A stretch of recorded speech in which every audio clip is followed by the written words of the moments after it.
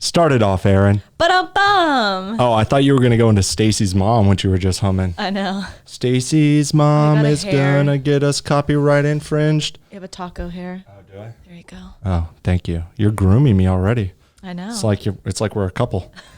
We're just a bunch of apes who are in love. Mm-hmm. That's racist, Nick. You can't call humans apes, even though we are apes.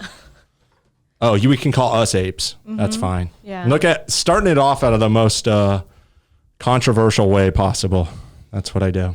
I mean, but we are. I know. So. We actually are apes. That's why I've made jokes about that in the past. It's like, but I was talking about how people say it's racist if you call black people apes, which obviously it's terribly racially insensitive. Mm-hmm. But when somebody says somebody looks like an ape, it's like, well, you do look like an ape, and so do I, because we actually are apes, believe it or not. That's just the truth. So it's not, monkeys is offensive. I know. So, sometimes I say like, oh, or like when I'm talking about, I'm like, oh, a monkey. Yeah. I'm like, oh, wait, no. If you're gonna make a statement, at least be biologically accurate. That way you have some plausible deniability.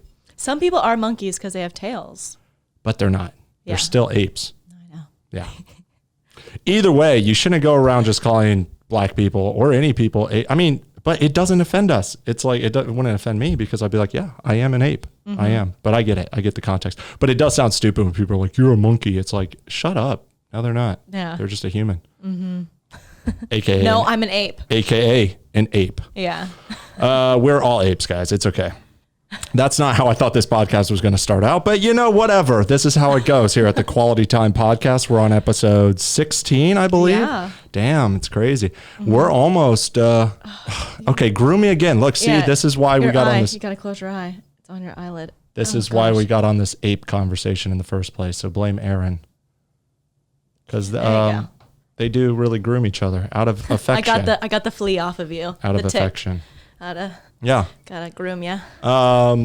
Yeah, this is episode 16. We're doing pretty good. We're starting to grow. Yeah. I think this is a bi-weekly We actually podcast. got a bunch more followers today. Let's see where we are. I believe at the beginning of the day, we were at 1.39K, Dang. which 1,000 subscribers on YouTube doesn't sound like that much, but we did not think it was going to happen this fast. No. Thank you to my TikTok career, blowing me up into a minor celebrity. I'm now well over 250,000 people. I can say that now. I'm 250,000. That's insane. And then another 10,000. I'm like at almost 265,000 now. And your Instagram is like insane. It's starting to pop off, but I'm not even at 10,000 yet there. But once I hit 10,000, like 7. Yeah, once I hit 10,000, I'm going to be like, wow, I'm in the 10K club. I get the swipe up feature on Instagram. That's pretty cool. But yeah, I am slowly becoming totally accustomed to my TikTok fame that now I'm like, 250,000, whatever. I didn't even post a picture when I hit 250K. I literally was going to post a picture on my Instagram. Like, look, I hit 250,000. I was like, nah. Oh my gosh. Although I really should have. That's like a better milestone than 200. I messed up. Maybe I'll still post that tomorrow because it's not like everybody, they'll be like, wow. And then they get on there, they're like, you made another 15,000 followers in 5 minutes. Mm-hmm. That's crazy. All right, let's see what our actual subscriber count is now. 1.81 thousand from 1.39 earlier today. What the heck? What'd you do? So this account popped up. I shouldn't even give them credit, but it was We Hate Nick Foster jokes. And they literally just have a page filled with mocking me. Oh my gosh. And teasing me. Yeah. And posting like pictures, stole all these pictures from my Instagram. And like they have 5 followers. It's so funny. I'll show you. Yeah. But they made one video that was like mocking one post I made about how don't use the internet to complain about being oppressed. Use the internet to build your own personal success. Nobody's stopping you. Like, how is that a bad statement? But of course, they're like, that's racially insensitive because, like, what? Black people don't have smartphones and can't start a business? That's what I'm doing. Stop complaining and start a fucking business. I'm not born with wealth or power. Mm-hmm. I am building myself up right now, and you're watching it happen. And I want everybody to do that. Yeah. And that's the message that I'm sending. But of course, they twist it all into thinking, oh, that means you hate black people. It's like, shut up, people. Shut up. I love black people. I want everybody to succeed. I don't care. Mm-hmm. But you have a fucking smartphone and you can build a business. And that's what I'm doing. Right. Yeah. And so they took that post and then they mocked it like, I love how Nick's idea of personal success is a failing podcast. And I was like, you don't even know that you just helped me grow this podcast, because I took that video, I stitched it, and I said, well, guys, you actually skipped the part where I had a successful app company that I started on my phone. And my podcast is actually growing thanks to this TikTok account and people like you. So guys, follow my podcast and let's prove them wrong. And then they all followed the podcast. That's awesome. So I was like, this fucking hater straight up just got me another, 500 something followers. Like, that's yeah, we're almost to 2,000. Yeah, that's so crazy. It took us 15 episodes to hit 1,000 subscribers. Yeah. And we're on episode 16 right now, and we're almost to 2,000 subscribers. Yeah. So I think that's successful. We are growing. I agree. We've still made $0 on this podcast. We made cookies. We did get free cookies. Do you guys have a podcast that has scored you free cookies from a startup cookie company? I didn't think so. I did not think so. We have to get her mini cookies. Yeah. We'll shout her out some more. Speaking of which, we wanted to shout. I talked to my mom. We want to shout out her mask. So maybe on the commercial break, we'll pull it in here. Yeah. She'll be our second commercial sponsor. Okay, where was I going? The podcast is growing. So yeah, I wanted to let you know, like, we got a bunch of followers today. That's awesome. It's starting to get bigger. I think now our average episode will start to get pretty much about 1,000 views. Yeah, on YouTube. I was thinking it was like 500, 800 views and stuff like that. I was like, holy shit. Guys, we were not expecting this. I honestly thought 10, 20. Yeah, I thought, like, we're just going to do this for 50. fun, and maybe in 100 episodes it will catch wind. But I thought I was going to have to really work on YouTube to do that, and I barely put any work on YouTube. Yeah, and we're growing. So good job. Yeah, I put a lot of work into TikTok though. So yeah. So there's that. So yeah, I'm a quarter of a millionaire now. That's crazy to think about. That's awesome. 1/4 of the way to 1 million. Yeah. I think back to the early Two Cool Stools episodes, because, I was doing Two Cool Stools. Subscribe to Two Cool Stools, or don't, because I'm not keeping up with it. But I put a lot of work into that channel, and I remember talking on one of the episodes, and I only got to like 500 something followers. So small. Yeah. But one of the episodes, I was like, one day it's going to be at 1 million. And even in my head, I'm like, yeah, it's going to be a long time away, but I'm not going to stop until I have 1 million followers one day. And now I actually believe, like, you can reach 1 million. It's in my reach. Yeah. Yes. And I have all started to diversify. I started a second TikTok account to kind of show me in my real life at Nick Foster IRL, Nick Foster in real life. So that way people can see it's not all just sarcastic assholery and mockery and satire. Sometimes I'm actually a real person who has friends in a real life. Yeah. And I'm going to show that too. I like it. I think so too. Glad you're, yes. And I got that to 10,000 followers in 3 videos. Yeah. So that's pretty good. But there's a long way to go on there. But eventually, maybe that will overtake the original account, and I can just use that for specific things. And then I can post a lot more on my real life account, because there's so many times where we're just out at the beach, or we have friends, or we're doing social events, or we're just like, or I'm just in a mood where I want to talk about life and positivity, because I am a positive person. Yeah. But I don't like to put, it's just that's your other one isn't the page for that. That's not what I want to do with that. Yeah. And and I think about the early episodes we did on here, because I was listening to some today, because I'm trying to clip them up and promote it a little bit more. Yeah. And there would you do that on your in real life one? Or not yet, because right now I got a huge following. Yeah, because it works, because it's real official content, and I am making jokes in it, and I'll cut it up to be funny, just like Two Cool Stools or whatever. But eventually, yes, I mean, I can promote it any which way. I'll get creative with it. But I was listening to one of our episodes, and it was I'm losing my point. What was my point here? What was I talking about? Oh, shit. About real life and jokes and positive. Oh, about how one of our episodes, it was talking about how, like, my whole life I have to suck people in by kind of being the asshole first. So people are like, fuck that guy. And then I win them over with, like, oh, he's actually like a really nice, open-minded, non-judgmental guy.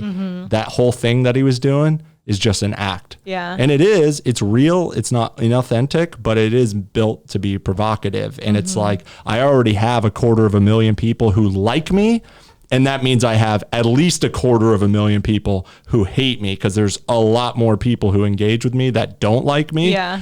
but they know who I am. So I'm at probably 500,000, maybe even close to 1 million people who know who I am and have an opinion about me. So now I'm like, I'm going to start trying to transition that into, guys, I'm really a nice guy. You don't have to believe me here, although you should if you listen to this podcast. I mean, I'm a pretty reasonable dude here.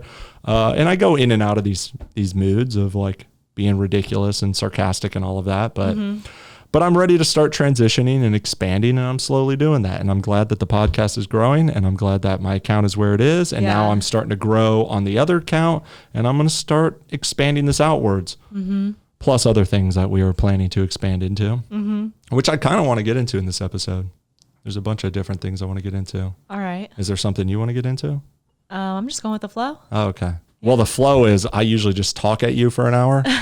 You become my therapist, which this is kind of like therapy. I think about that, which all ties to kind of some of what I want to talk about. Yeah. Which is what I've been thinking about this week, which is like sex and cancel culture and Crystalia. Yeah. Crystalia. I've been watching Crystalia's thing. You know. What do you think about Crystalia? Well, first off, a lot of people might not know who he is or do know. Crystalia is a famous comedian who I really like and look up to. Never really been a big fan of his stand-up comedy. Like there's some viral clips that I like. I never thought he was the best comedian, to be honest, but I was a avid listener of his podcast. How long have you been doing that? The podcast, maybe about 2 years. He was on episode 176, every week. So 176 weeks, I don't know, 52 weeks a year, just over a year to 2 years. Not that long. Yeah. But it was starting to become, it was hitting its groove, you know, and it was something I listened to every week. Yeah. And I definitely liked his personality on there. And very famous, very successful comedian, very well known in the podcasting community because of his podcast. Plus, he's part of the Joe Rogan crew and all these other LA comics who all come together and are on each other's podcasts, and they all kind of promote each other. And came out this week on Twitter. He was trending. He's been canceled. Crystalia has been canceled because he was grooming, if you can say that word, underage girls. Sexting them, texting them, having sex with them, allegedly. He was? Well, this is what the narrative is. Yeah. I'm so on the fence. I've dug in deep on a lot of what was going on. I mean, there's some creepy things and things that I think are not the way, like there's no need for you to do that. Let's make out. Yeah. Like say, when I see you, we're going to make out. Yeah. So he's texting clearly, clearly, without allegedly, the truth is it's very clear that he likes young women, right? And I'm talking like legal, but young. 19, 20, 21, 22. Like 22 might be old for him, right? He's 39, you know? He's a little bit older than me, you know? So I also have that perspective of like how it is to be like a mid-30s guy going on 40, where like, are we the creeps now? And I already see that, whatever. I already see that a lot on TikTok. Like, you're a 40-year-old man. Why are you talking to these 16-year-olds? It's like, well, one, I'm making fun of them. I'm not trying to sleep with them. But it is funny how it just shifts like so quick into, oh, you're 35. You're this creepy old dude, where like, I really just felt like I became an adult, like just a few years ago. It's like, what the fuck? I'm an adult. Feel like an adult yet. Exactly. It blows your mind. And all the people who say that, it's a lot of younger people or somebody who's just it's like a father protecting his daughter or whatever, which I totally understand. Yeah. And there's nothing wrong with that. Like, I think they're right. But also when you become 35, you're not that old. You certainly don't think you're that old and you don't think of yourself as that old. And you're really not that old, especially depending on your lifestyle, which my lifestyle is still very young, very free. I go out all the time. If you've been married since like 22 and you have like a kid or this or that, and then you're 35, like you feel 50. Exactly. And a lot of people look that way when they've been beaten down by jobs and stress and all of that. I look young. I act young. I don't have kids. I'm not married. I mean, I'm a young dude at heart, and I've kind of... And you have that lifestyle. Yeah, I still have a very young, free, single lifestyle, even though I have a girlfriend. But, we go out and we're single, not single, but we're not like with kids and responsibilities and all, we're still living the young life, do what we want to do. And it does blow your mind. It's like, damn, already. It's like, I don't know. Society just switches. So that's one aspect of how I look at it. But, But he's like a super successful dude. He's pushing 40. I mean, he's like 39, I think. Very famous comedian, very wealthy comedian, very, right? And I've always been of the opinion that like comedians are a little bit immune to cancel culture unless you do something truly heinous, like Bill Cosby. Or, I mean, even like Louis C.K., I don't think he's going to be canceled forever. I think what he did was creepy, but it wasn't illegal, which I don't know if you know. Louis C.K. was... Yeah, wasn't he like masturbating in front of people? Yeah. Or it was consensually, who he asked, right? And I think it was a little weird, over the top. Yeah, it's weird. But this is also one thing that I think about is, how come it is when we have this whole narrative of like, don't kink shame women if they want to be sexually open and women are into these things. It's an empowering thing. But then we are so quick to shame a man who wants to masturbate in front of somebody. Like that's his thing. Yeah. It's consensual. He didn't force anybody, you know? So I think the only thing I would shame someone is if it's like kids. Like if they're wanting, like, you know. What, like kids in front of kids? Or no.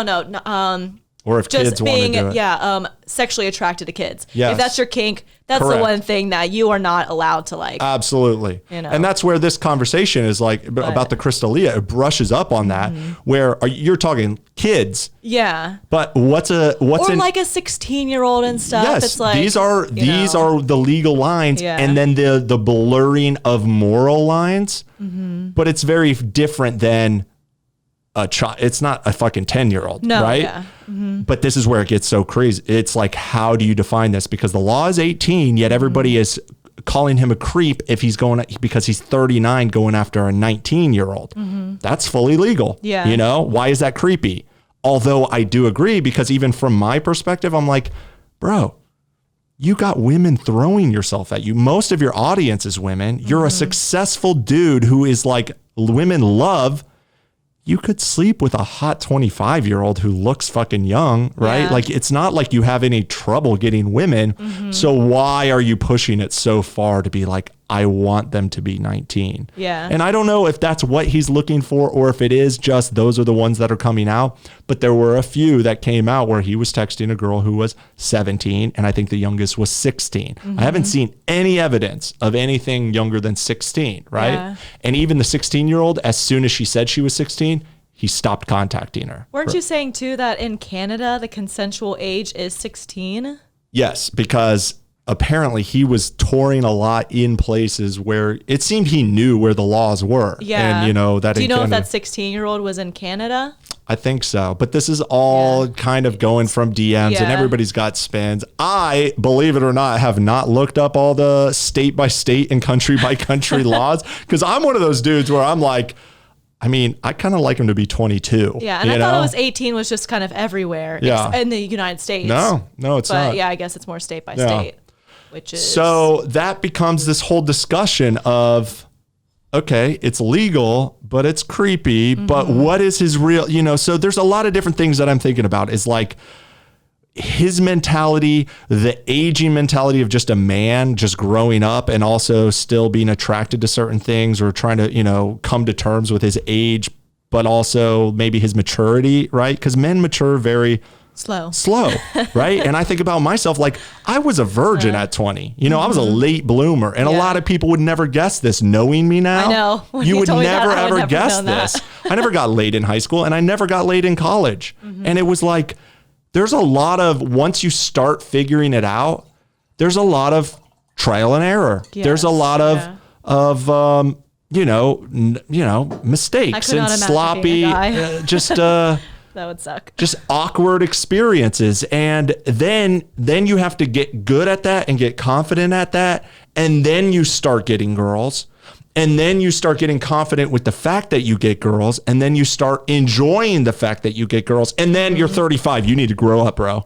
And it's like, whoa. I just got to a point where like women like me. I like myself. I know my way around women. Yeah. I know what I like. I know how to get what I like.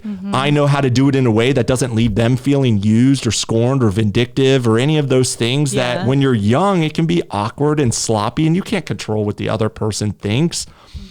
And it's just, so there's a lot of different angles there. And then I'm also thinking about the cancel culture angle. Yeah. Because I'm a content creator and I'm a comedian at heart, even though I'm not a famous comedian like Chris D'Elia, I have that mentality. And I've always looked up to comedians as they are kind of the truth tellers in society. And they're the people who are kind of free to say and do these things, especially the podcasters who are so open and honest, where they put all their shit out there and they kind of own up to it their whole life.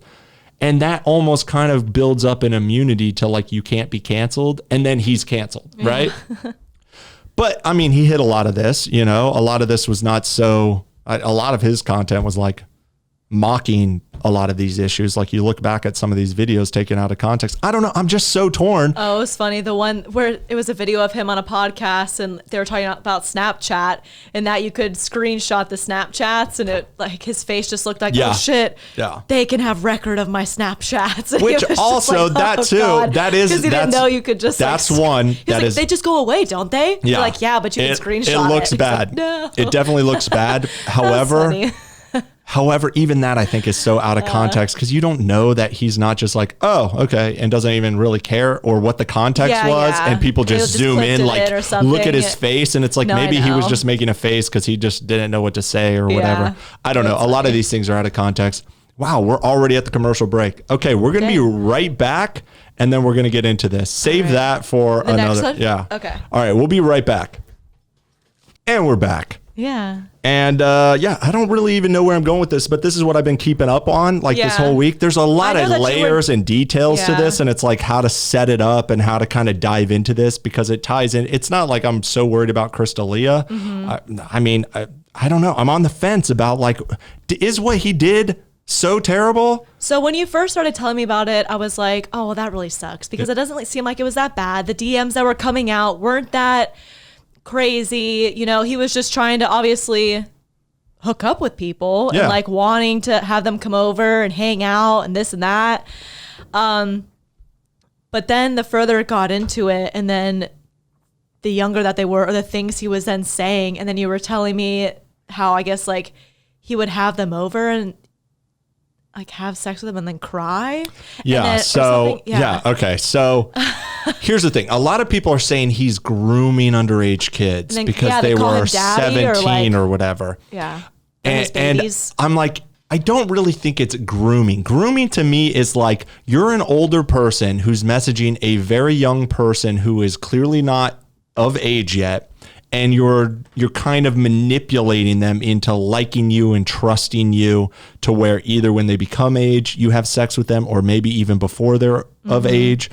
But you're being very sneaky and manipulative. Everything I saw about him, he was being very direct. Yeah, he was. Which, I mean, creepy, and there was no charm to it. Yeah. Which I'm also like, bro, you're a charming dude with funny, like you're a famous comedian who women think is hilarious. Humor is one of the most attractive traits to women. It's probably easier for him to do it in person too. Like if he met in person, he could that's charm, what I would think then, too, like, because so many people he were was just saying like down to it. He's just exactly. Like, so many people. So he would just direct right away and just be like, "Let's meet up. Will we make out?" Yeah. Or like, "Let's have sex," or you know, I don't know exact, but it was like very to the point. To my hotel room. And so a lot of girls, here's the thing, a lot of girls would DM him. That's where I'm like, it's not grooming if you're DMing him and if you're tweeting him. He's just responding to girls who are clearly into him and he knows these women are into him regardless of their age. Yeah. But also you should be allowed to just send someone out that you admire, that you look up to. I agree. Without them like coming after you. Well, or wanting to hook up with you. But is he coming after them? He's not wrong. They did want to have sex with him. Many of them even said, yeah, I was very excited, like maybe we would have sex or something. But I didn't realize until years later, like that's gross. And it's like, you kind of, that's just like, to me, is like regret sex. That's not you felt like a victim at the time. It's you were turned on at the time. And you were acting like an adult at the time, and maybe you were tricking him at the time. I don't know. There's a lot of different scenarios. I know that a lot of girls too like older men. Yeah, exactly. I like older men. And that's exactly. And that's one area where I'm like, this is strange because we know a lot of girls who are like 20 years old. Yeah. Who specifically like much older men. And that's a normal thing. Like women like the fucking daddies, right? And that's applauded. That is treated like, you know, don't slut shame these women. That's their choice. How do you have that choice without those older men being into substantially younger women? Like Chris D'Elia is a young looking famous comedian. He's not some 50, 60-year-old creepy dude who you're hooking up with. Yeah. And he's being shamed as some creepy dude, but like the 18, 19, 20-year-old woman who wants to hook up with a 60-year-old man because she's into that, that's applauded. You need the 60-year-old man who's into those women. Yeah. And the truth is, all men are into women who are 22. There's not a man in the world who wouldn't be into that. Yeah. Whether you go after a woman who's 18, that's where I'm a little bit like, yeah, 18 isn't maybe a deal breaker, but I would never seek that out. It would have to be an 18-year-old who seems as though she's much older because... I feel like that's this whole generation. What? It just seems older because of makeup and like the clothes now and stuff. Gosh, when I was in high school or, 17 and stuff, I had on like my baggy clothes, like, I don't know, whatever was like in style then. And right now it's all like crop tops and mini skirts and makeup done and hair extensions and like so many that was one of the clips that was taken out of context of Chris D'Elia was he's like, there's no such thing as a 16-year-old girl anymore. They just go from 6 to 25. There's no in between. Yeah. And it's like taken out of context because he's making a point and a joke about like women are now just like, boom, right into puberty. They're looking like they're fucking 20 because they put on the makeup, they get surgery, they're doing everything. Well, when you're in high school, you don't get surgery. Some do. Either way, you know what I mean? All the things you talked about. Yes. Extensions, nails, the clothes, how they present themselves, who they try to hang out with, go into bars when they're still not even legal, but they get fake IDs, a lot of things like that. And it's like, how the fuck is a man supposed to navigate this? However, you should be wise enough at 30. It's not like you're being tricked. I knew a girl who, when she was 16, she was hooking up with guys who were much older, but she said, oh, I'm 18. It's fine. Yeah. And she had huge tits, like, looked like a she lot was of women much will older. do that. Yeah. And so once he found out later, the mom found out and all of this. And how old was she? 16. Oh my God. The mom found out and was all upset and everything. And he was like, well, how was I supposed to know? She said she was 18. Am I supposed to check her ID? That's not a good excuse, though. But are you supposed to check her ID? I agree. That's what's so tough. Just like 20 you meet a woman in a bar and she looks like she's 25. Yeah. And you assume she's been ID'd to be like, nobody is like, can I see your ID? Yeah. It's crazy. You're going to go by someone's age if they say that. I agree. And that's but where. But nowadays you have to ask for the ID. But even that, what if it's a fake ID?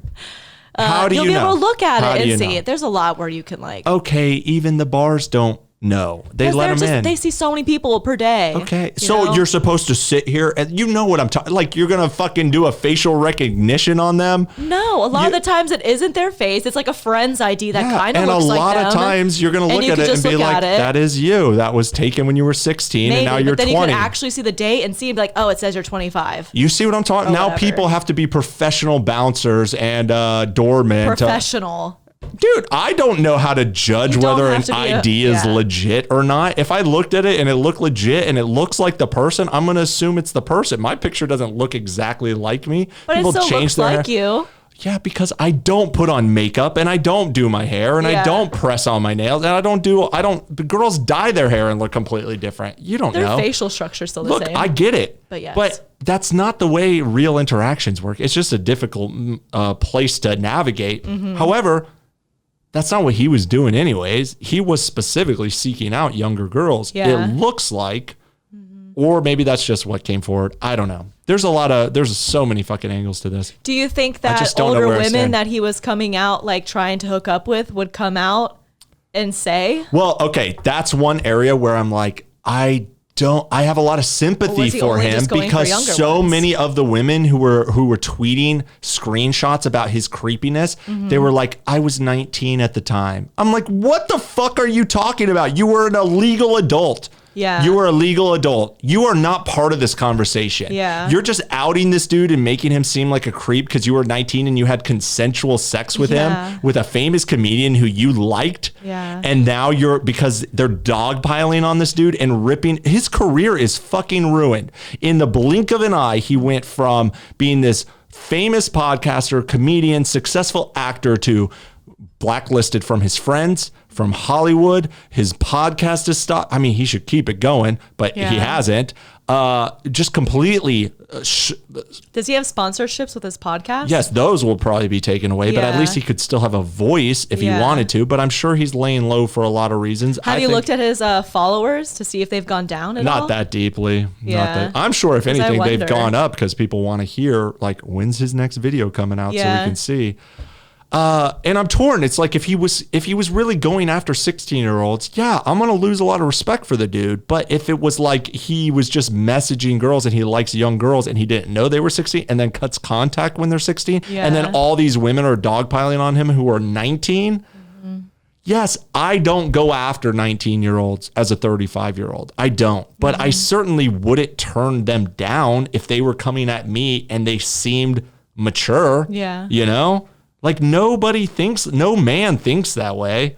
So I'm just torn, but they're not victims. These are not women who were tricked. These are not women who were raped or abused. But so that's one angle where I'm like, Chris, what the fuck is going on, bro? What is going on? Because seeing these text messages and seeing how he was just so direct and put no finesse into it, no charm into it. And then, so girls would message him and be like, oh my God, he got me tickets to the show. And then he invited me backstage. And then he invited me to go get a drink. And then I was texting him and he would be like, actually come meet me in my hotel bar down at the lobby. And then they would go and be like, hey, I'm down here. He's like, oh, I'm actually tired. Come up to my hotel room. And then they're like, oh, I know where this is going. Right. And it's like how you said he could do it better in person. That's how I am. Is like, I want to get you to meet me at a bar where like I'm going to be charming and funny there and I'm going to build up the vibe. Yeah, like he that's met what them I'm at going the to bar do. down there exactly. at the hotel and then instead he's just like come right upstairs. Yeah, that's creepy. Which even that is not even by itself bad. That's not my style because I know if I just meet you at a bar, I'm going to be able to because I want to know if I vibe with you. There, Exactly. And I'm like, bro, just put in some fucking charm into it. Spend 30 minutes. You're a famous comedian. They're going to come up to your room. All you have to do is go down there and like charm them for a little bit, make them feel good. And so he would bring them up to the room and some of them would do that too. Again, they're adults. Yeah. They went up there. They're not victims. But then he would just pretty much use them for sex right away, like suck my dick or I'm going to cut you off. And he would be so blunt. Cut you off? Like he would basically threaten them, allegedly, from some of the messages I saw, like, if you don't, the last girl who didn't do this, who said no to me, I didn't talk to her for 6 months. And these girls are fans of his, you know, and they want to get attention from him because they do. Yeah.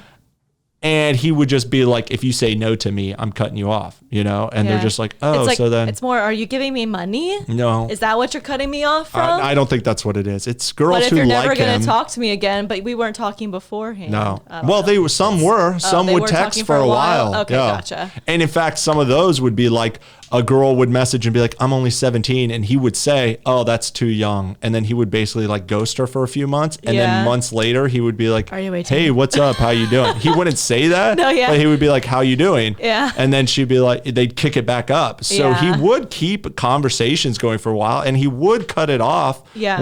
And I have not seen any evidence of him sending or receiving naked pictures from somebody who he knew he was 16. Nothing. Everybody was piling on. I never saw a single shred of that. Yeah. The only thing I saw was him messaging a girl who was 16. And as soon as she said she was 16, he stopped messaging. But he had asked for pics. He didn't say naked pictures. And everybody is saying, oh, he was soliciting nudes from her. And it's like, he didn't say that. Yes, but we all know what that means. But you see, this is not concrete evidence to ruin somebody's life over. It is like semantics, man. Not true, because there's been times where I ask people for pics and it's not like I'm asking them for naked pictures. They might think that, but I mean like, I want to see what you look like. No, of you. Oh. Yes. So that's implied. So like when you say pics, it's like nudes are implied. No, that's what just everybody thinks. I'm not saying that he doesn't think that. That's why they say that. That's why people say pics, because everybody thinks that. Either way, he did not say naked pictures. He didn't say that.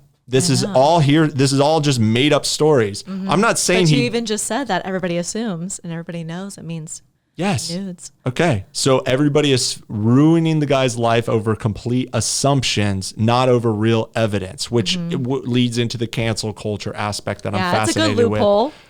I agree. He's pushing the line. He's pushing the line. I agree. And again, this is not my style. I like girls who I feel are not naive. I like girls who don't seem timid. New to it. Yeah, I need a girl who I know, knows what she's doing and knows what she wants. Yeah. Whether she's 20 or she's 30, I don't really care. I mean, a 22-year-old seems perfect because they are very young and just they got all the attractive qualities as a man. Yeah. But it's the vibe of if you were a 22-year-old virgin, I'd be like, we're not going to work. I'm out of your league. That's not something I'm interested in. He seemed to specifically get off by them being naive, and kind of, and it's like, what is that? But I can empathize with that side too, because yes, he's a 39-year-old man and it's like, I'm 35. So it's like, I'm not far off from that, but I can understand how naive I was in my mid 20s, 25, 26, 27. I was still very insecure, inexperienced with sex, barely was only getting laid kind of on accident sometimes.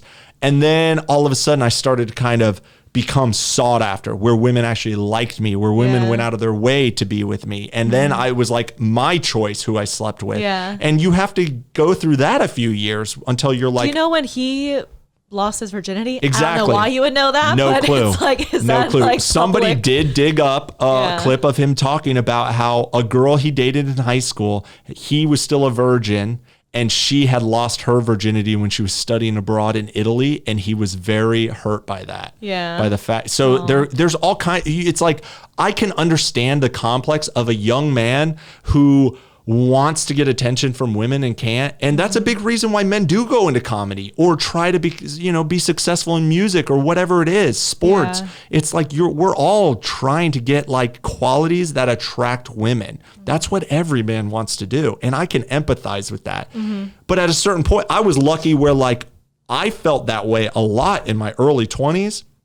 And then once I started getting good, I just grew up. I accepted it very quickly, whereas some people might not mature into it and instead are just always kind of living trying to fill that void that they always had. It depends. I never felt that frustrated in high school about not getting laid. Yeah. I was nervous. I was scared to get laid. I had opportunities, but I was scared to ever make a move because I just didn't know what I was doing. I was afraid to be embarrassed. I was afraid to people make fun of me and stuff. Yeah. So I wasn't that hung up on it, that I don't feel like I'm ever looking back at high school of oh, I wish I had gotten laid. But I did feel that way in college, where then I still wasn't getting laid in college. And it wasn't because I couldn't, it was because I just didn't have confidence. I didn't make the moves myself. I didn't know what to do, right? Yeah. And it's but now there's no excuse. And that is kind of maybe an area where I always kind of look back on of I'm still filling up for those years, at least in my 20s. Now I don't really feel that way because once you have sex with, I caught up for lost time. I did have sex with a lot of girls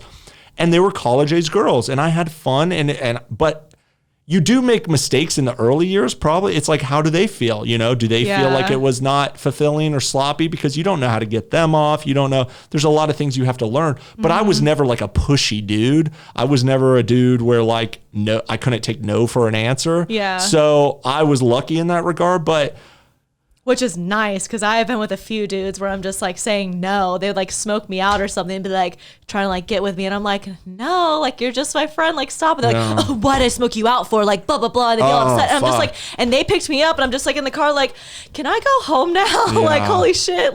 I thought we were just friends, but obviously you want more from me and fuck you. No. Rapey. You're being rapey right now, can you not? Agree. Because they would keep trying and trying. And I'm I don't have a car. I don't have my car. I just thought we were smoking.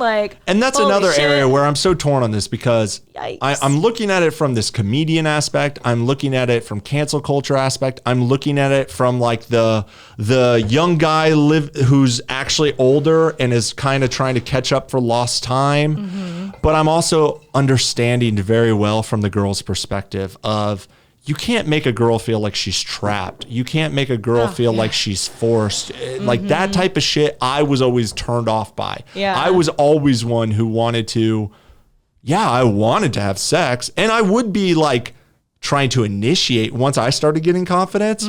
But if somebody is not into me, that's a turn off. Like, I want a girl who's like, or keep saying no. That's not it's something like, that right, I like. Then that's fine. Yeah. But a lot of the times too, like you were saying before, girls like to play the game like, oh no. Exactly. But then they can like feed into it too. Yeah. So then that's like, oh, well, that like they like this. But when a girl is saying no, you can like, and means it, you can clearly see that because they are not. When you have like, experience to understand women. Because I've kind of done that before. Like when we were first starting to hook up or whatever too, I was just like, oh, like get off, stop, no, or whatever. But it's she like, meant but then yes. like lean into it That's type what she thing. meant. I know. But there were times with other people. Dude, there are where I'm just girls like, who will do no. that. They'll say no. And I like push them and off. then you respect the no, and they almost get mad at you for not trying. It's like, I wanted you to still try. Yeah. You know, they're just playing hard to get. And it's like, I learned that very quick. And I was like, I'm not into that. Right. Yeah. But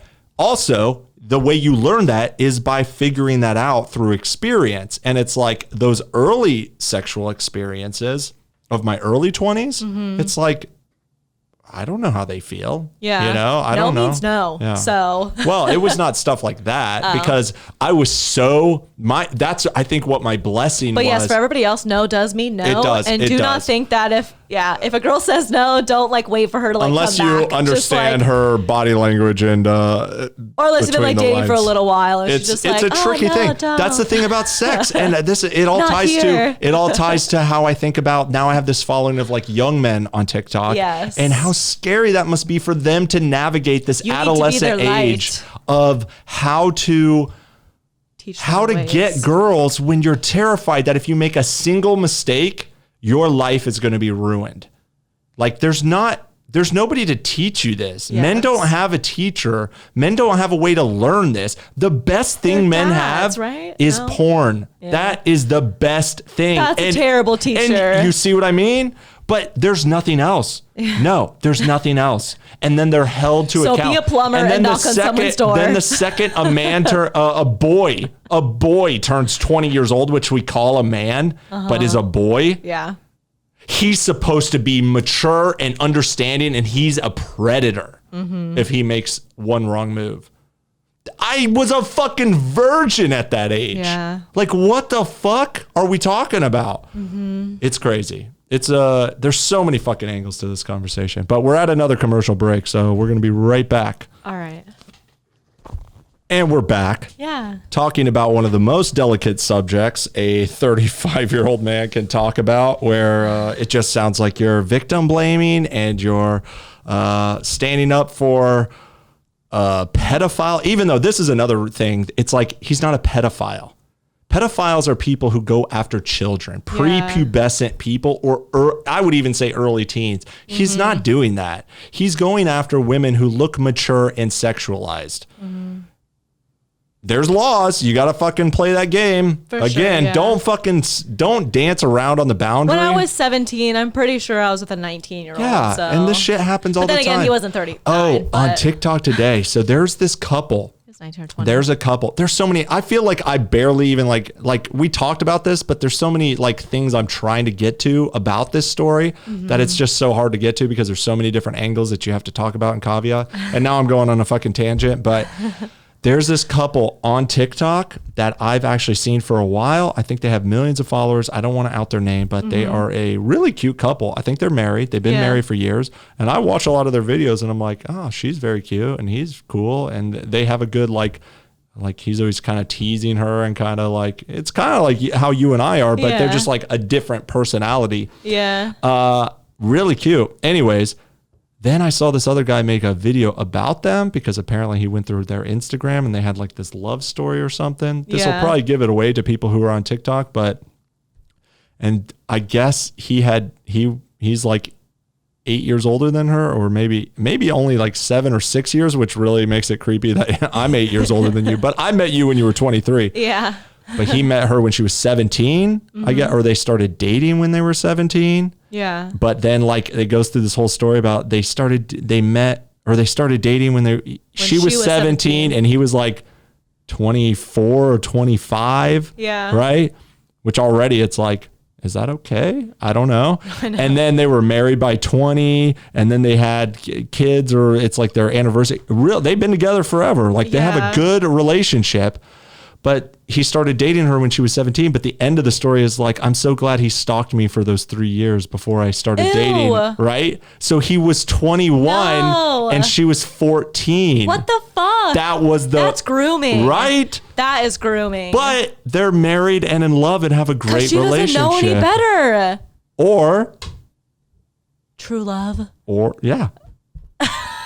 Look, again, I don't want to hook up with a 14-year-old. I don't want to fucking... No, that seems like grooming. That seems like you're just like, yes, but like you should have waited till afterwards. And it threw me off because I have seen this couple so much, and I'm like, they're such a cute couple, like couples goals, you know? And then I saw this guy break down like the timeline, and I was like, wait a second. That's the definition of grooming. It may be an outlier to where they actually have a good relationship and things are good, and she's like not abused.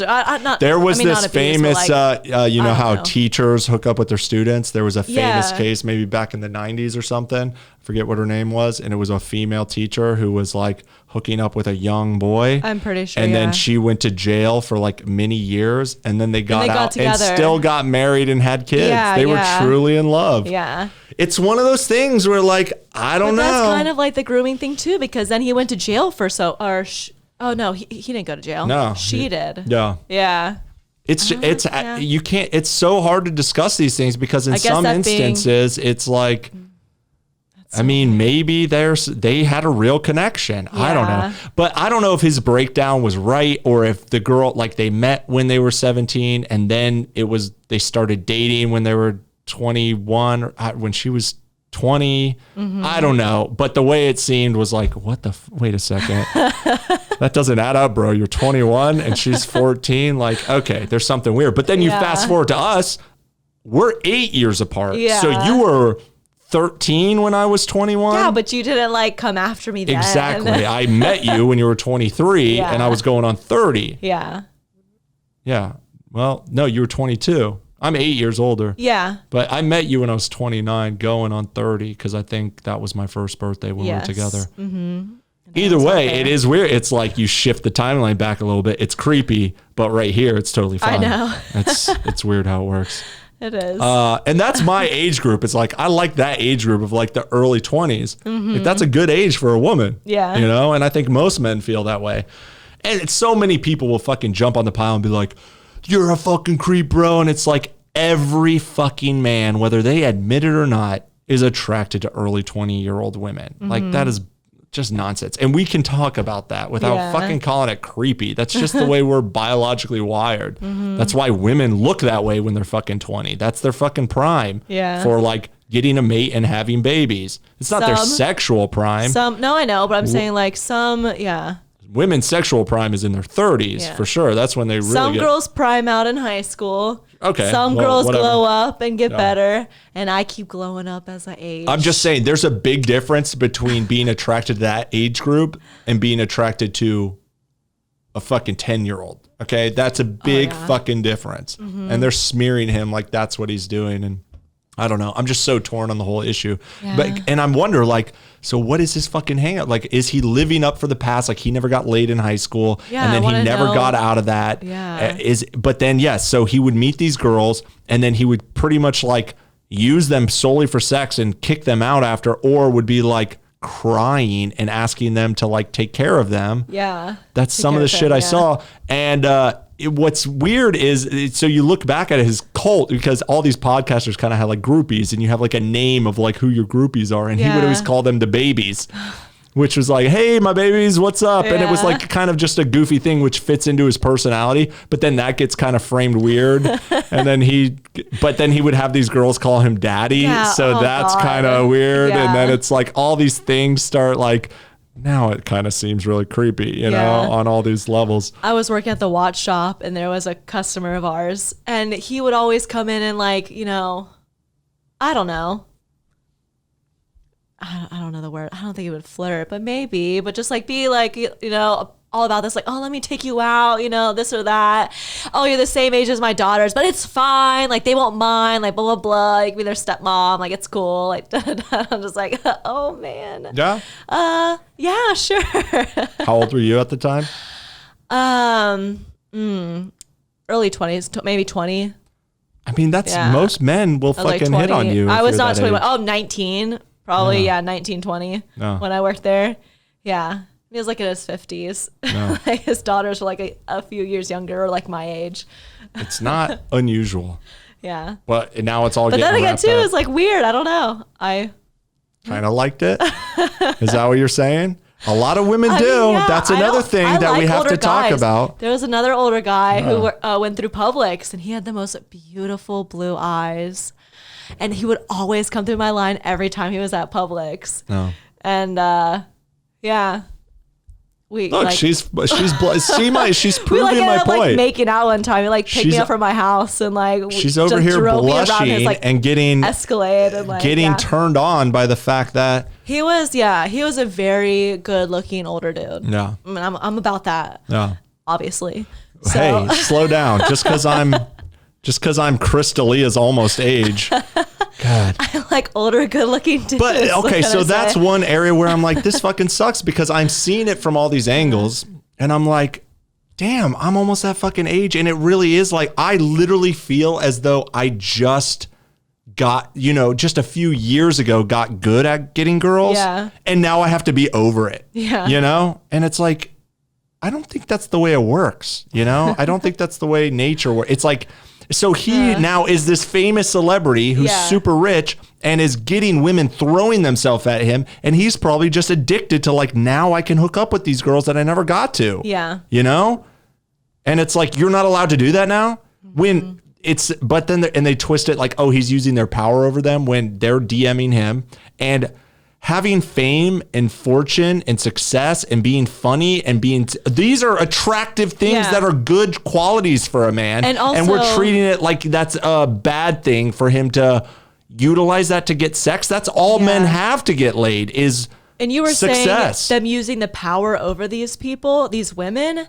The one who was actually using their power over women was Harvey Weinstein, Jeffrey Epstein. No, not that one. I meant Harvey Weinstein. Yeah, I was going to add those two names together. That is something that for sure you're not going to make it in this industry unless you suck my dick. That's somebody who is an evil person. Yes. Who is truly using and abusing women, whether they're of age or not. Yeah. That's a discussion that we can have. But saying, like, because he was basically saying, I will destroy your career if you speak, if you don't do this, I'm the only chance for you to succeed.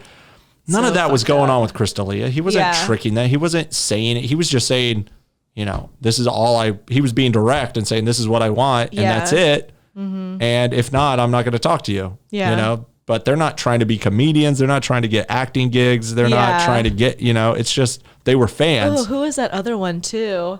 The rapper, was it a rapper? R. Kelly? Yeah. And it was the same thing. Like he was like, oh, I'll take you under my wing, you know, and I'll get you into the music industry. Underage girls too, which was super creepy. Yeah, but then he was also using his power to be like, I will make you into a star as well. Well, he did with Aaliyah. Yeah. And they got married. Yeah. She was like 15 or something. That's fucking nuts. So creepy. Yeah. Yeah, that's a different thing. That's why I'm saying I think that's a different thing than what's going on with Crystalia. Yeah. And his life is being ruined and he's being canceled. And I'm so kind of upset because I really did love his podcast. If he was actually going out of his way to like groom clearly underage girls, that's going to change my opinion, but I haven't seen true evidence of that. Yeah. And so it's such a tricky debate and I'm not sure how to feel about it. And I've been watching and it's been kind of fascinating and we've been talking about it. Yeah. Waiting for him to come out with his podcast. How does a new, I know you got to fucking, my theory is do not back down. Yeah. Come out with another podcast right away and just lean into it, bro. And just say, yeah, I like young women and this happened, but I cut it off when this happened. Once I found out, and whatever. I like that. Just fucking own it. Yeah. But that's hard to do. I hope you're listening so you can take his advice. Crystalia, I'm a big fan of your podcast. Your comedy could use some work. I think I I think I'm a better comedian than you, but you're better at crowd work and you definitely are way more successful. So what the fuck do I know? Yeah, I don't know. But it is sad to see. And it just really pokes a whole hole in the idea of like even comedians who are outside of standard cultural rules can be taken down for things. Again, Bill Cosby was a true rapist. He deserves to be taken down. That's something different. I'm not saying comedians are immune. No. But it's this new age where even woke culture is creeping into the comedy world. And I don't know. I just don't know where it's all going. Safe. And then, except for you, because you have no way to get canceled. Well, that's true. Yeah, but that's okay. So I'm thinking about how it changes in 20 years from now, because a lot of the stuff he was doing was like the early 2000 or the early 2011 to 2014. Yeah, I remember those years when social media was new. The rules were not the same, and there wasn't as much like cultural knowledge of these things, that it was a different time. As much as people say like you should know better then, it's like, well, you don't know better then, and people were figuring some of this stuff out. Yeah. And then it comes out 10 years later when people are screen capping this stuff. And it's like, that's one thing, but what about the people from fucking 30 years ago who were doing things that at the time were totally normal? The casting couch, the Harvey Weinstein, that was normal shit in fucking Hollywood. And then it comes out of like, he's this evil monster. And it's like, yeah, I agree. But also at the time, how would he, like, that was kind of the culture. Yeah. That was kind of the culture. And so or you I just get away with it. Yeah, whatever. Yeah, but there is something to be said about, if you go back and you look at old movies from like the 80s, if you're a young adolescent man watching movies, that's how you learn. Television, movies. There's no internet. There's no social media. How the fuck do you learn? There's no mentors. There's no good parents. They didn't fucking know shit. They were raised by fucking parents from the 40s. Great Depression. Like, what the fuck? How do they learn about girls? From the movies. And what does all the movies have in the 80s? Rape scenes. Yeah. Literally go back and watch any fucking movie. And I'm not talking brutal rape scenes where they're victimized. I'm talking things where they make it seem like it's funny and okay. Oh, God. Go back and watch the old teen comedies. Every teen comedy in the 80s has a scene like Breakfast Club, where the guy was like, you remember Breakfast Club? It's like all the kids have detention. Molly Ringwald, the red hair girl, she's famous in the 80s. Yeah. She even came out and said publicly in like a magazine interview recently, like, we all thought this was a great movie when we did it. And I look back and I'm like, how did we think this was okay? Yeah. Because there was a scene in there where like the guy who was like the bad boy under the table, was under the table and just starts finger banging her against her will or like without her consent. And yet it's viewed in the movie as like a good thing. Yeah. Like, this is how you do it. This is how you get it. You go back to like Weird Science. What did they make? The whole point of Weird Science was like they invented this sex robot doll. I don't really remember it that well, but I'm pretty sure that was it. I didn't see it. Go back to the Goonies. Goonies has the scene where the younger brother, Brad, is the older brother. Josh Brolin, who's now Josh Brolin, he's a famous actor, but he was the older brother. And the younger brother had the braces, and he gets the hot girl in the cave, and he starts making out with her because she thought it was the older brother. Yeah. And he's like making out with her, and it's like viewed as like a cute coming of age adolescent boy story. Yeah. Of, you made out with this girl. Yay. She thought you were the older brother. But that's like, that's kind of rapey, bro, right? And there was a lot of scenes like this where Revenge of the Nerds, there was like a fucking scene where the nerd is having sex with like the hot dudes. Again, this is like one that I don't remember that well, but I'm pretty sure it was like she thought she was having sex with the jock. Yeah. And she was really having sex with the nerd. Yeah. You know? American Pie. Yeah. American Pie, one of the greatest fucking scenes of my adolescent age that I literally could jerk off to was, he was like, all the friends were watching her get naked in his room on the webcam. Yeah. Remember that? Yeah. That was like what we saw as like, this is how you do it, man. You know, seeing girls in the fucking locker room, like somebody like having a hole or like sneaking in there or whatever. It's I've like seen that type of shit. That's fucking everything. That was how culture was. Yeah. And then those boys who thought that was normal and behaved according to that. Yeah. In the 80s, in the early 90s, I mean, I was a fucking loser when American Pie came out, so I just saw that and jerked off. Yeah. Luckily, I wasn't in college where I thought that was okay. But everybody, I can understand from a boy's perspective, thinking that that's okay, doing something along those lines. Yeah. If you had the opportunity, and then growing up 30 years later, and now you're a 50-year-old man, and somebody comes out and says on Twitter, he raped me. Yeah. And it's like, you're not wrong, but also you got to take the context of the time and the culture. But also Joe Biden. Back in the day, it was all fine. He grew up in a different time, this or that, and now he's like a creepy old dude who smells people's hair or whatever. And it's like, how long can you go off of it was a different time? Oh, then? I agree.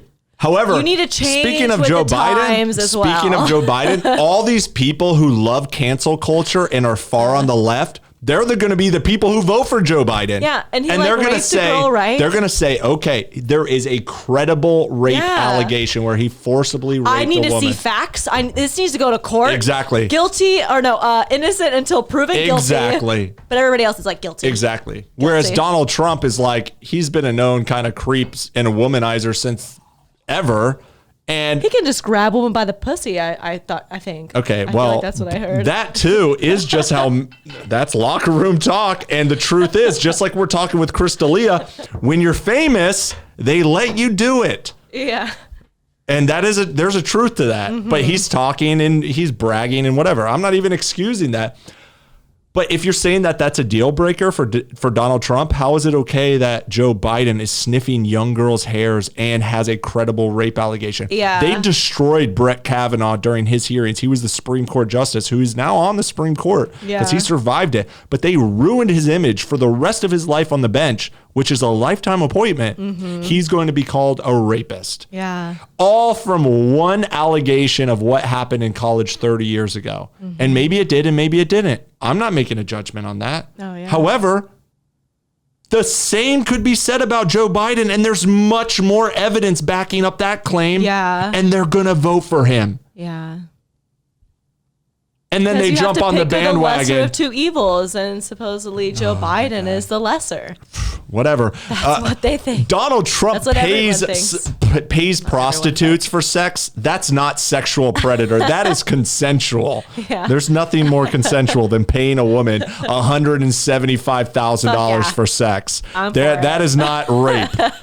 So I'm going to go ahead and say Joe Biden is worse. However, there is credible proof that Donald Trump was hanging out on Epstein's Island. So, I can't really say. However, Donald Trump was on record being like, yeah, I know Jeffrey Epstein, but he kind of likes them young. And the way Donald Trump was saying it was like, they're a little too young for me, bro. Yeah. So I don't really get the pedophile I like women vibe. around, but I don't like. I wouldn't hook up nobody's denying that Donald Trump loves women. No, yeah, but that's like what he was saying. Yeah, like I like women around. Like he'd go to the island probably and be like, oh yeah, women, girls or whatever. But like, not I don't know this if he's young. saying like. That's how my vibe is. Yeah. I don't see a lot of evidence to the contrary. Mm-mm. But also, whatever you say about that, so was the Clintons. Yeah. All right. So if you're going to say you can't vote for Donald Trump, what do you think fucking Bill Clinton was doing? And if you don't think Hillary Clinton is up to no fucking good, I mean, she's not out there. She's a woman, so the things are different for what she does, but she knows damn well what's going on, and she's supporting it too. So you could say the same thing. All right, this is the Sexual Predator Podcast. We're going to be right back after another commercial break. Should we get the mask? I don't know. I feel like the end. I feel like we should save the mask till next week. This is a bad episode to promote my mom's mask. We'll save that till next week. Sorry, Mom, but this topic is not good for the promotion. All right, we'll be right back. We'll still be under quarantine, so it's fine. Yeah, it's not going anywhere. Okay, we're back. Yeah, man, it's all crazy because the rules of society change as time goes by, and that's also one angle that I think about it is, what are we doing now that in 20 years is going to ruin us? You were saying before eating meat. Yeah, that's a good example. That's a good analogy. Yes. Of there's so many things like this in the past where. Make sure it's recorded. Yeah, it's good. I was like, is that going? Where look, okay, here's a very provocative one. Here's a very provocative one. And of Okay. course, nobody's going to like to hear this. Oh, what? There's a famous picture from like the early 1900s or late 1800s where it's just a bunch of people lynching a black guy in the street. Horrible. Fucking awful. Yeah. And you see them all just staring. And it's like, and they're taking a picture as though everybody's proud to be there. And it's like, that is fucking awful, right? Anybody who looks at that gets a gut-wrenching feeling of what is wrong with these people. Yeah. However, those people grew up not only in a time where racism was kind of normal, slavery was normal, even though I'm not giving a pass to that, but also there was no television, no radio, no entertainment, no anything that it's like, oh, what are we going to do tonight? Oh, they're lynching some people down at the corner square. Let's go watch. Yeah. And then we look at that as like, that's fucking disgusting. And it is. The guillotine and stuff where people get their heads chopped That's a up better or whatever. one because I don't want to make the nobody can fucking rationalize the lynching of black men. There's such a fucking nasty feeling from that. Yeah. But if you just think about French culture and the guillotine, it's easy to kind of see the same effect while you separating stole some yourself. bread because you're hungry and your head's chopped and then off people now. are in the crowd and they're just cheering, and it's like. Oh, there's that's a what people did. Yeah. That's what people that was did. Entertainment. Which and is then really you creepy. look at that now and you're like, what the fuck is wrong with these people? Yeah. They should have known better. How would they know better? Gladiators. How all would of they know that. better? Yeah. How? Based on today's standards, they know better. But In they wouldn't. hindsight. And nobody likes to think like that. Yeah. They like to think you should fucking know, right? Yeah. And so think about something we're doing today where it's all out there. It's all on social media. I've been on social media since the very first social media websites. Yeah. MySpace, Friendster, Facebook, MySpace. fucking YouTube. I was on YouTube the first fucking week it came out. Yeah. Shit. The beginning of online dating, Tinder, Bumble, all these things. I have a bunch of shit that I put out in my adolescent age that is out there, right? Yeah. What of those things? Twitter. How many tweets do people send that then 10 years later that they sent in 2011 when it was totally fine to say provocative, crazy things that are just meant to be jokes? That's when I started doing comedy, was in 2011 when on Twitter, I would say the most ridiculous things I could possibly say just to get more likes because it was like this fun. It was like comedians, right? Yeah. And if I saw those tweets, a lot of them I've deleted, but even still, there's probably a lot out there that like, so all I know is all these people who got taken down, like Kevin Hart and James Gunn, who's a famous Hollywood actor and got fired from Guardians of the Galaxy because he said this crazy shit. It was all in that range of 2010 to 2012 where everybody was saying this shit. That's what Twitter was in those years. And I remember it very well because I was doing it every fucking day, trying to say the most provocative thing I could say. Yeah. And then 10 years later, you forget about it because you've grown up and you've matured and society has moved forward.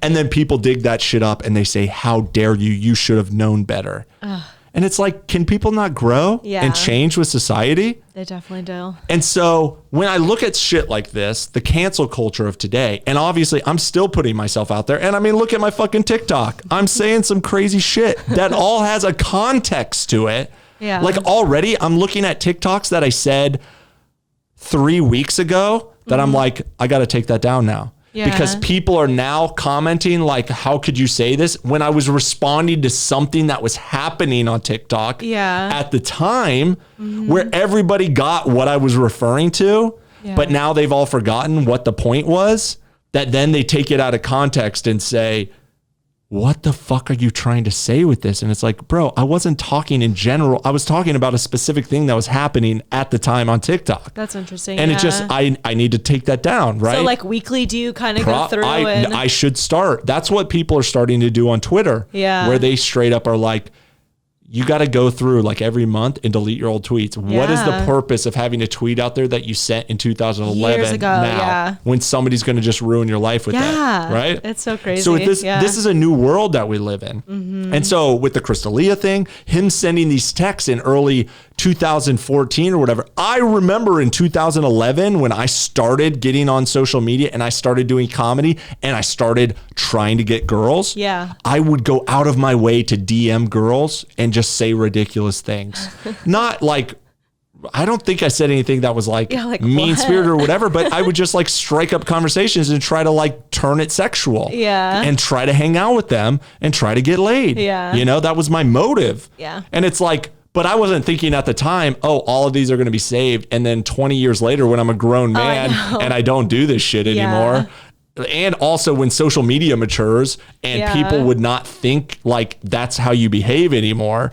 At the time, nobody thought it was weird. It was normal for me to just friend request somebody who I didn't know on Facebook and just send them messages. In 2011. If you do that today, people are like, who the fuck? Why are you doing this? Man, I get like, on this day, however many years ago on Facebook and shit, and I'll get some, it's like from forever ago. And you're like, what? And it was like, I didn't spell anything out because it was like texting wise when you had the T9 or whatever it was. So you just kind of like shorten thing, or like, I don't know, or you had to push everything so many times. You kind of just shorten everything. It was like you, and like whatever. So somebody digs that up. And so I'm like reading all this. I'm like, I need to delete that shit. Somebody digs that up in 10 years and says, Erin McCarthy was this terrible idiot in these years. And instead, the truth was, no, the context was technology was at a time where you had to do T9 texting, and this is the way people talked back then. Because like I hated the T9, so I would like have to double tap and triple tap. So I'd just be like really short, like text was TXT or like all that shit. But my point is that culture has a context. Go fast.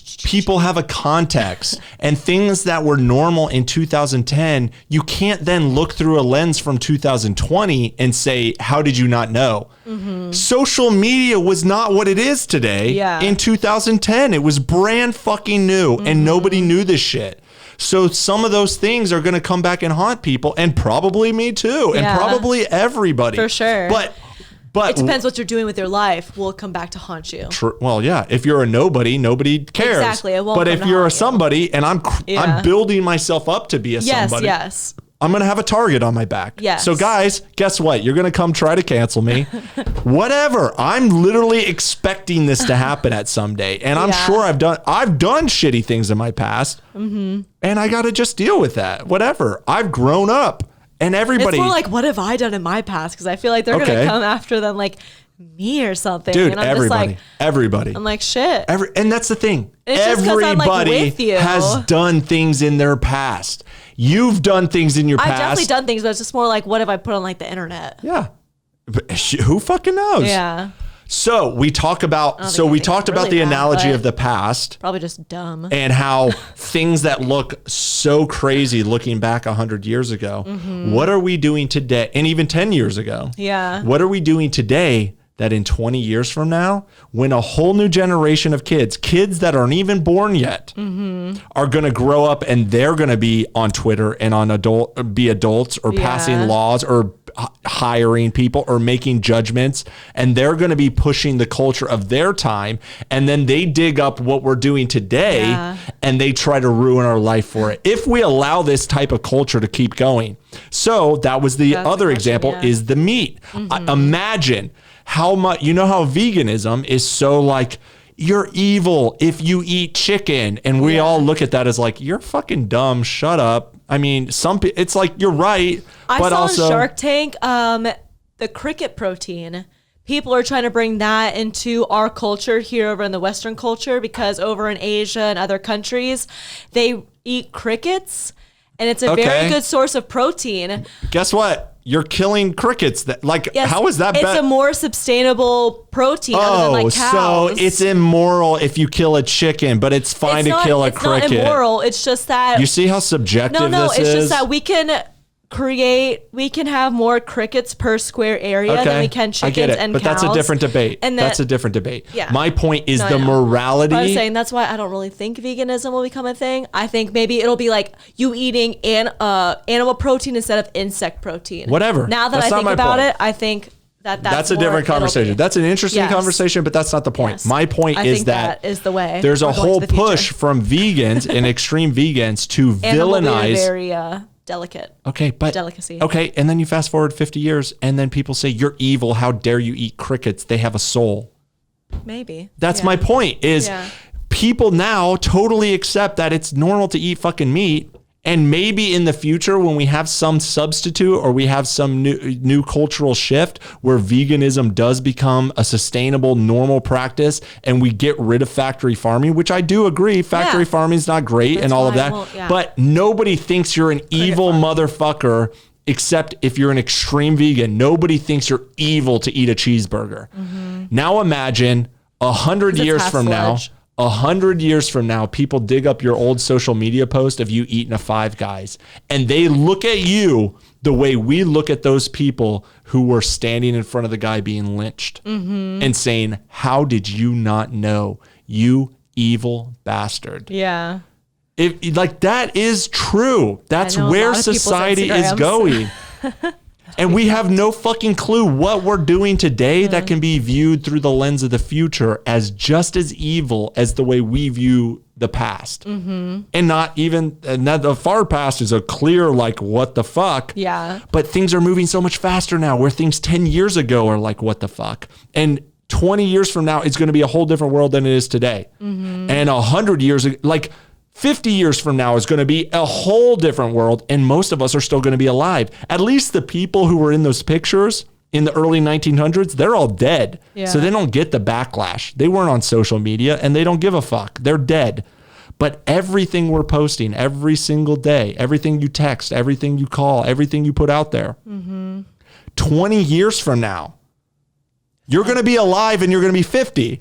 And yet it's going to come back. And people are going to judge you on it through the lens of then. Without giving you, like, we have to get to a society where we can understand the context of the time and give people the room to grow and mature. I kind of think that will happen in the future because right now it is just so new that you can go back. But then the generations will realize growing up that, that was then and this is now. We'll mature into the technology too. Exactly. Because, it's social media has only been around really for about 20 years, really less than in the mainstream, but like the internet. And we're kind of just now at that college age of dealing with this technology and dealing with the after effects and dealing with how people are now super connected and all these things, all these old things are coming out now. And then this new generation grows up knowing that this is going on and can kind of get used to it. Just the way I think of, like, 20 years ago, you could never be president if you had a dick pic. And now you could pretty much guarantee that there's never going to be a president who doesn't have a dick pic. Or like a peeing P tape from Donald Trump. I mean, Donald Trump kind of broke open that, which I think that was another reason I kind of like Donald Trump, whether you love him or hate him. I think he was needed just to break that cultural switch of, look, we have to accept that politicians do you want to be a president? You can be one day. You can You can actually believe that as a child. Like, I can be president one day. Like, dude, if you don't think these fucking presidents were doing this creepy shit for all of history, it just wasn't on Twitter. That's all. Be put out there. But now it's been like that expectation has been busted down by Donald Trump. That I think there is something to be said that future generations will accept somebody who has naked pictures out there without, like, it's going to be almost weird if they don't, because everybody is going to have them. What kid today going through adolescence is not going to have one dick pic out there or tit pic? Is there anybody who won't? Very few. I don't think so. So we have to grow up and mature as society to understand that there's a context, there's a changing of culture. People need room to make mistakes and go through their age ranges, go through their adolescence, go through their sexual discovery, go through their maturity. And we can't just villainize people by saying, you're this arbitrary age, now you must be completely grown up and matured. It doesn't work that way. It doesn't work that way. And it's such a tricky world to navigate. And that is a big reason why I am specifically setting my life up outside of those boundaries, because I recognize this at a very young age. Like, if you play by these rules, you are never in control of your life. And you need to kind of sit outside of those rules where, like, you can't have a job where somebody can fire you. You can't have a career where you have to be this perfect person. You can't have these types of rules on you. And even still, people can still, you know, and that's what I always thought about comedians is like, you can't be canceled if you're a comedian. That was a big reason I got into comedy, not because I couldn't be canceled, but because it gave me the framework to say things that other people couldn't say. That was like my big driving force. Yeah. And then you still see that's happening, but it's because he did work in Hollywood. He did have sponsors and all these things where he needs that. If you kind of get outside of, you know, the best example is like Joe Rogan. Joe Rogan built himself completely independent and they're trying hard to cancel him. I saw on Twitter, there was a tweet that was like, Joe Rogan is the final boss of cancel culture. Because so many people want to cancel him, yet he is, because this is the fucking society we live in. Because he had the audacity to cheer on his friend who said back in the 80s, he would make people suck their dick to get stage time at a comedy store. And he laughed and went, ha ha ha, which, I mean, that's just what dudes do, you know? And all he did was laugh, whatever. Yes, again, that's awful to do today. But at the time, in the context of who the guy was and what the culture was and what comedians were, that's the way it was, you know, and it was funny at the time. And he was laughing about this in 2011 on his podcast. That's when Joe Rogan laughed about it. He didn't even say it. He didn't do it. No, he laughed agree with it at a time when it was total. Like, I would have laughed at that. I still probably would laugh at that. But also, I'm a crazy person. I wouldn't do that. Yeah. Maybe. I've never been in that position. We'll see. But it's like, yes, he is. So he's a person that's totally outside of the normal Hollywood rules, and he owns his own platform and he owns his own podcast, and nobody can cancel him because he has such an audience. So and awesome. What is anybody going to do? He can just say, fuck you. But it's going to be interesting to watch. I'm going to put a bunch of bad comments on your podcast. Yeah, and that's how I feel about like TikTok. It's like everything. So many people come after me with my with my jokes that they're like they're like, you're canceled. And I'm like, how am I canceled? Because you left me mean comments? Because I said you were canceled. Yeah. Because to other people, they're like, no, don't tell my school. Don't tell my parents. Don't tell my work. Don't tell my boss. Please don't. Like, you're going to ruin my life. Knows. And I'm like, what are you going to do? You're going to tell me? Okay. I'm canceled. Why am I still not canceled then? But that is a strategy to build your life that way, because that's the only way. And like, we hung out with our friends this weekend, and one who I don't want to name, he's a level-headed dude who he understands what I'm doing. He was like, I really like what you're doing. And I wish I could say that stuff, but I have a real career where I cannot say that. And I tell my workers, you can have your opinions, but you're not allowed to say them publicly because, you know, we live in this world, and he understands. And we just saw other people too, what they started their own podcasts as well.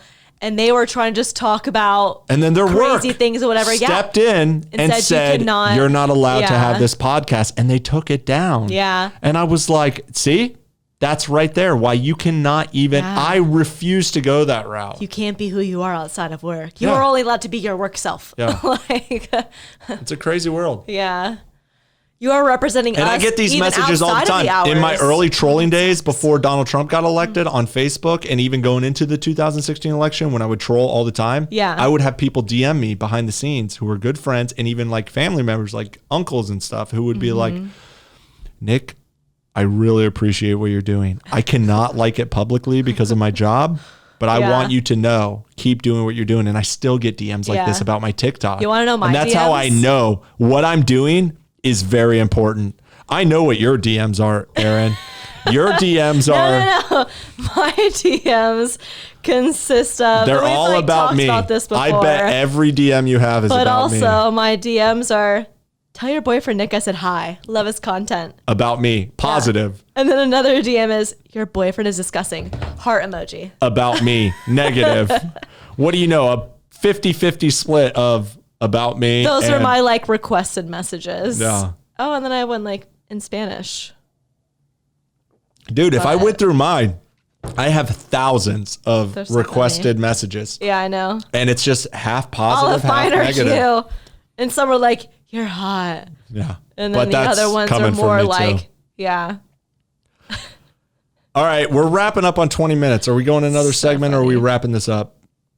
I mean, I kind of have like other things too to talk about. Okay. But we can wrap it up though.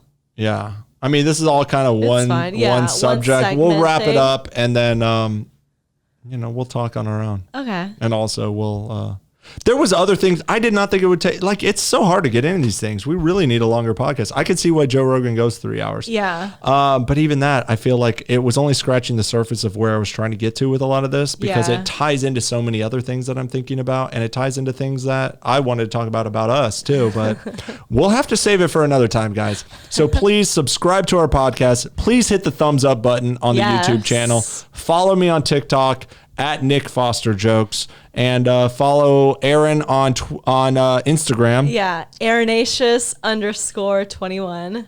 And follow me on Instagram, Nick Makes Jokes, but mostly on TikTok. You'll figure the rest out once you see my TikTok. All right, guys. R.I.P. you, Crystalia. I'm going to miss your podcast. Yeah. And if anybody was victimized, sorry to you too, but I'm torn. All right, guys. All right. Good night. Peace.